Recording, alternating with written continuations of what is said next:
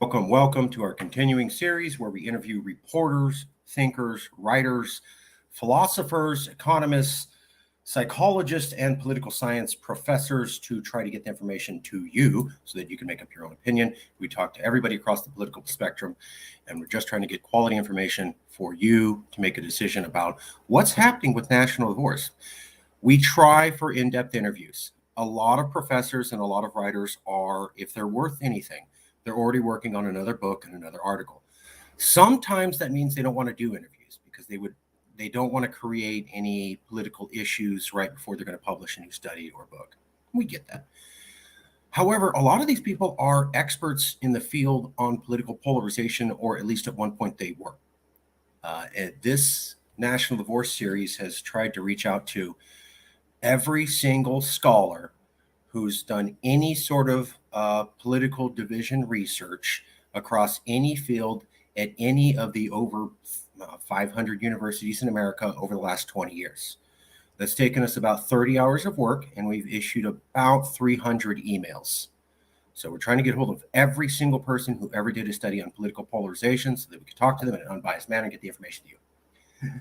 With us today, or not actually with us, but we got some answers from this person, is Jesse M. Shapiro. He's the George Gund Professor of Economics and Business Administration at Harvard, the Faculty of Arts and Sciences, Department of Economics.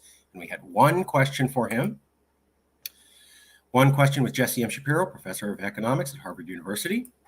He wrote this study, Cross-Country Trends in Effective Polarization, with Levi Boxell and Matthew Ginskow. We're trying to reach out to them too.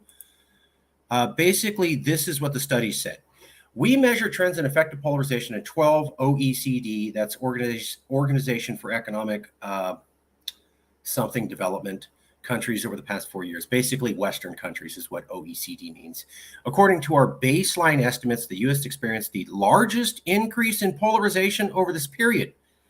5 countries experienced a similar or smaller increase in polarization. 6 countries experienced a decrease in polarization.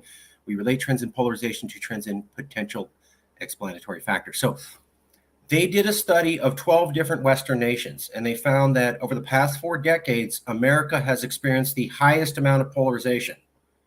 So that's what they found. Over the last couple of decades, America had the highest amount of polarization of all Western countries. This study is a few years old. Partly due to the difficulty of constructing harmonized data series on partisan effect, there is limited evidence on long-term trends in effective polarization in developed democracies other than the U.S. Cross-country comparisons can help assess why effective polarization has risen in the U.S. If effective polarization has risen in countries other than the U.S., then examining commonalities may suggest promising explanations for the U.S. experience. If effective polarization has not risen elsewhere, then it may be fruitful to examine the factors that help distinguish the U.S. from other developed democracies. In this paper, we present the first cross-country evidence on trends in effective polarization since the 1980s. Focusing on 12 OECD countries in our baseline analysis, we found that the U.S. exhibited the largest increase in effective polarization from 1980 to now, compared to Switzerland, France, Denmark, Canada, New Zealand, and essentially every other Western country. So I was able to talk to Professor Shapiro, and this was the question that I had asked him. I only wanted to ask you one question. Do you see any hope that political polarization could naturally be reduced in America in the future? So you wrote a study on political polarization looking at 12 different countries. You said America had the highest amount, and you were looking at the study over 30 years, 3 decades. So my question to you is, being so familiar with political polarization and its effects and its affected effects, and looking at many different countries, do you see any hope that naturally polarization in America may just be reduced on its own? And he said, thanks, Marcus. In our data, there are countries that experience declines in effective polarization. That's a good thing. And countries that experience increases followed by decreases. Ew, that's bad. So perhaps this will happen. So what he's saying is, yes, it's possible for America in the future to have decreased polarization. Some countries have increased polarization and then they go off the slide.